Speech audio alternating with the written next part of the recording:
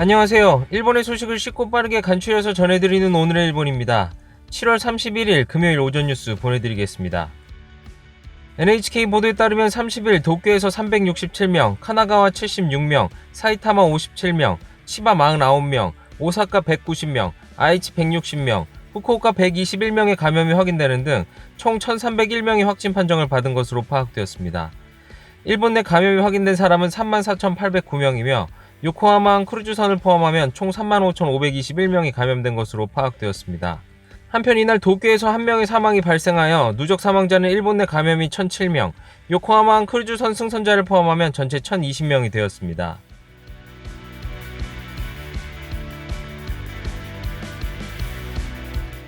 이날 도쿄에서는 367명의 신규 감염이 확인되었습니다. 10세 미만부터 90대까지의 남녀 367명의 신규 확진 판정을 받은 것으로 파악되었으며 이 중 204명은 감염 경로가 파악되지 않거나 조사 중이고 163명은 기존 감염자의 밀접 접촉자로 확인되었습니다. 연령대로는 20대에서 30대가 총 236명으로 전체의 약 64%, 40대에서 50대는 83명으로 약 23%를 차지하고 있습니다. 감염 경로로는 367명 중 가정 내 감염과 직장 내 감염이 각각 44명, 회식에서의 감염이 17명, 시설 내 감염이 6명 등으로 확인되었습니다. 한편 이날 도내에서 90대 여성 1명의 사망이 발생하였으며 누적 확진자 수는 12,228명, 누적 사망자 수는 330명이 되었습니다. 이로써 도쿄의 1일 감염자가 100명을 넘은 것은 22일 연속이며 과거 최다의 신규 감염이 확인되었습니다. 重症化リスクが高いとこのように言われております60代以上にも感染が拡大をしております。で都内各地でクラスターも散見されるところでございます。 이날 도쿄의 코이케 지사는 회견에서 지금까지는 감염 확대 경보라고 말씀드렸지만 감염 확대 특보의 인식이며 더욱 상황이 악화될 경우에는 도 자체의 긴급사태 선언을 발령할 수밖에 없다라고 강조하며 번화가에 대한 외출 및 회식을 피해달라고 당부하였습니다. 이렇게 도쿄는 접대를 동반한 음식점뿐만 아니라 가정, 직장 등 다방면에서 감염이 발생하며 전 연령층에서 감염이 확대하고 있는 경향을 보이고 있습니다. 특히 회식에서의 감염 비율은 21일 7.7%에서 28일 22.2%로 크게 눈에 띄게 확대하였습니다. 都としましては、都内の酒類の提供を行う飲食店、そしてカラオケ店の皆様方に8月の3日から8月31日までの間、営業時間の短縮をお願いをしたい。 코이키 지사는 음식점과 노래방의 영업시간을 아침 5시부터 밤 10시까지 단축해달라고 자제를 요청하였습니다. 또한 감염방지 철저 선언 스티커를 제작하여 음식점에 게시를 요청하는 조례를 제정하였습니다. 해당 스티커를 가게에 부착후 영업시간 단축에 협력한 가게에는 협력금으로서 20만 엔을 지급한다고 발표하였습니다. 이러한 움직임은 도쿄뿐만 아니라 전국 각지에서 감염이 확대됨에 따라 각지에서 휴업 요청의 검토 또는 실시를 계획하고 있습니다. 오사카의 요시무라 지사는 5명 이상의 연회나 술자리의 자제를 요청하고 오사카시의 번화가의 영업시간 단축 및 휴업 요청을 검토하고 있습니다. 아이치현의 오무라 지사는 나고야의 번화가에서 감염이 확대됨에 따라 20대에서 30대의 젊은 층의 번화가의 이용을 자제하도록 요구하였습니다. 오키나와의 타마키 지사는 나하시의 캬바레 등을 대상으로 8월 1일부터 15일간 휴업을 요청하며 요청에 응한 사업자는 협력금으로 20만 엔을 지급한다고 밝혔습니다. 이러한 도쿄를 비롯한 전국적인 감염 확대에 도쿄도 이사회의 오자키 하루오 회장도 강한 목소리를 내었습니다. 오자키 회장은 30일 기자회견을 열고 감염 확대가 계속되는 코로나19 바이러스를 수습하기 위해서는 법적 구속력과 보상이 있는 휴업 요청이 필요하다라고 견해를 나타내며 특별조치법의 개정을 호소하였습니다. 医師会は都民、国民と一緒に歩む団体でございますので、そういったことで今日は意を強くしてですね、遠慮なくいろんなことを言っていきたいと思います。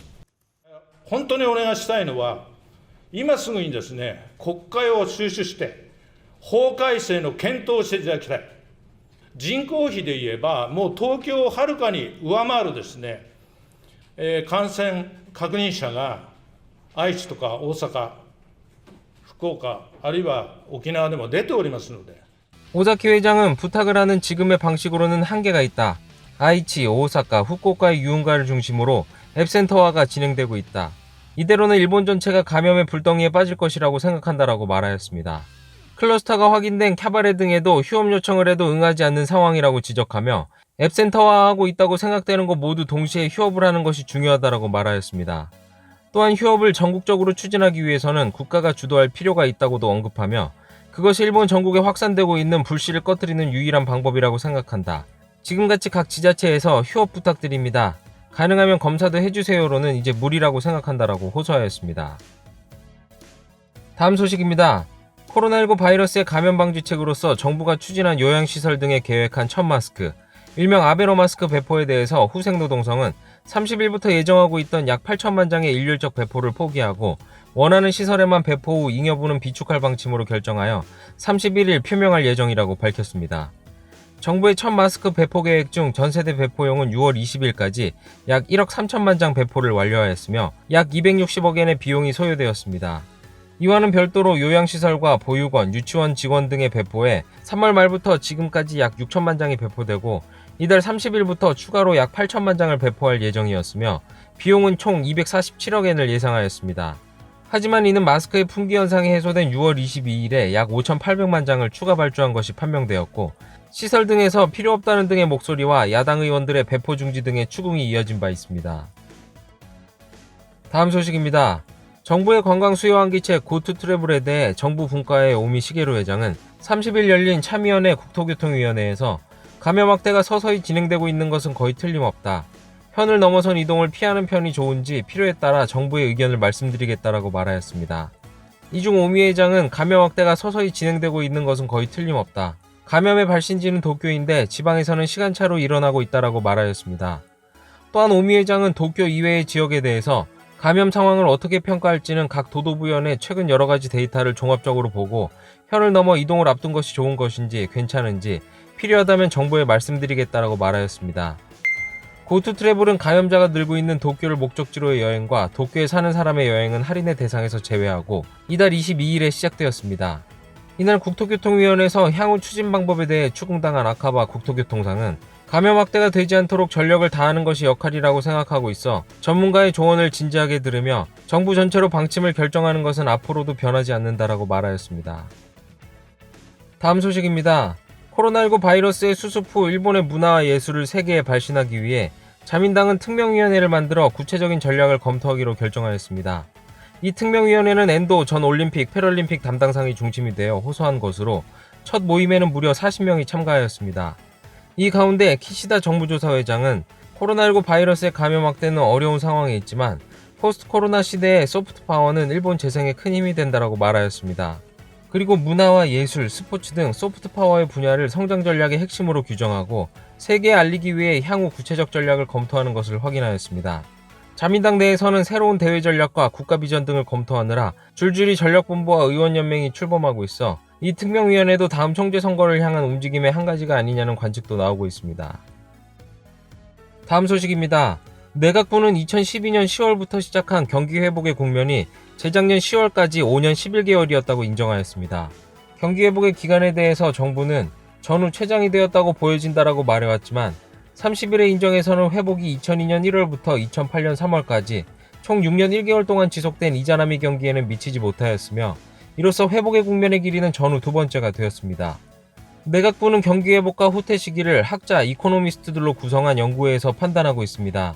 30일 회의에서는 2012년 12월부터 시작된 경기 회복의 국면이 언제 끝났는지 검증되었으며 경기 후퇴기로의 전환점이 된 지점이 2018년 10월이라고 인정하였습니다. 그 후 11월부터는 후퇴 국면에 들어갔으며 미국과 중국과의 무역 마찰의 영향으로 수출과 기업의 생산이 더욱 침체되고 지난해 10월 소비세 세율을 올린 뒤 소비도 떨어졌습니다. 지난해 1월 당시 모태기 경제재생 담당상은 기자회견에서 경기 회복 기간은 전후 최장이 되었다고 보여진다라는 인식을 나타냈지만 30일의 인정에서는 이 시점에서 이미 후퇴 국면에 들어간 것으로 확인되었습니다. 다음 소식입니다. 내각부는 올해 1년간 경제 성장률에 대해서 GDP, 국내 총생산의 증가율이 물가의 변동을 제외한 실질로 마이너스 4.5%로 떨어진다는 시산을 밝혔습니다. 코로나19 감염 확대의 영향으로 개인 소비와 수출이 크게 감소에 기인하여 플러스 1.4% 정도로 예상한 반년 전의 전망치를 대폭 하향 조정하였습니다. 이는 실질로 1.4% 정도로 하고 있던 반년 전의 전망을 5.9%포인트 밑도는 대폭 하향 조정으로 리먼 쇼크가 있던 2008년도 실적의 마이너스 3.4%를 넘는 하락이 된다고 예측하고 있습니다. 한편 내년도 성장률은 GDP 증가율이 실질로 플러스 3.4% 정도로 경제는 회복할 것이라고 전망하고 있습니다. 한편 올해 가을 해외에서 감염증의 대규모로 제2파가 생긴다는 세계은행 등의 상정을 전제로 시산한 경우 올해 성장률은 마이너스 5.0%, 내년도는 성장률이 플러스 3.0% 정도가 된다라고 보고 회복이 늦어질 가능성도 지적하고 있습니다. 다음은 간추린 단신 소식입니다. 30일 오전 후쿠시마에 위치한 음식점에서 대규모 폭발로 1명이 숨지고 19명이 다쳤습니다. 폭발이 일어난 것은 후쿠시마현 코오리야마시의 샤브샤브 가게로 소방에 따르면 30일 오전 8시 57분경에 폭발 소리가 났다는 등의 신고가 있었습니다. 폭발로 점포가 전파되고 주위의 건물에도 피해가 나오고 있습니다. 폭발한 점포 안에서 1명이 발견되어 현장에서 사망이 확인되었으며 근처에 있던 19명이 부상을 입고 그중 여성 2명이 중상으로 확인되었습니다. 해당 점포는 코로나19 바이러스의 영향으로 인테리어 공사를 위해 폐점 중이었으며 31일 재개될 예정이었습니다. 또한 폭발 후 탱크의 일부에서 한동안 가스가 새고 있었던 사실이 확인되었습니다. 일본 내 코로나19 감염자가 증가하면서 대형 상사인 이토추 상사는 31일부터 당분간 국내 거점에 근무하는 모든 사원 약 3,000명을 대상으로 재택근무를 원칙으로 결정하였습니다. 이토추 상사는 올해 4월과 5월의 긴급사태 기간에도 재택근무를 시행하고 있었지만 선언이 해제되면서 아이나 간호가 필요한 노인이 있는 직원 등을 제외하고 재택근무가 아닌 출근을 기본으로 하고 있었습니다. 그러나 그 후 다시 감염 확대해 7월 20일부터는 직원의 50%가량을 재택근무로 실시하고 있었습니다. 또한 대기업 상사인 미쓰비시 상사나 미쓰이물산 등도 감염 확산을 막기 위해 재택근무와 시차 출근을 활용하고 있는 것으로 확인되었습니다. 코로나19의 영향으로 해고나 고용해지된 사람이 전망치도 포함하여 전국에서 4만 명을 넘어선 것으로 나타났습니다. 후생노동성이 전국의 헬로워크 등을 통해서 파악한 코로나19의 영향으로 해고 또는 고용해제된 사람은 올해 1월 말부터 7월 29일까지 전망치도 포함하여 4만 32명에 달하였습니다. 이 중 파견 사원이나 아르바이트 등 비정규 고용으로 일하는 사람은 적어도 15,000명을 넘어섰습니다. 월별로 살펴보면 5월이 12,952명, 6월이 12,688명, 7월도 29일까지 1,621명으로 3개월 연속 1만 명을 넘고 있습니다. 업종별로는 관광객 감소와 외출 자제의 영향을 받은 숙박업이나 음식업이 두드러지고 제조업에서도 늘어났습니다. 한편 코로나19의 영향으로 해고나 고용해지를 막기 위해 확충된 제도인 고용조정지원금은 신청이 28일 현재 61만여 건에 이르며 이 가운데 50만 건 정도의 지급이 결정된 것으로 확인되었습니다. 후생노동성은 기업에 대한 지원금을 활용하고 종업원의 고용을 유지하도록 당부하고 있습니다.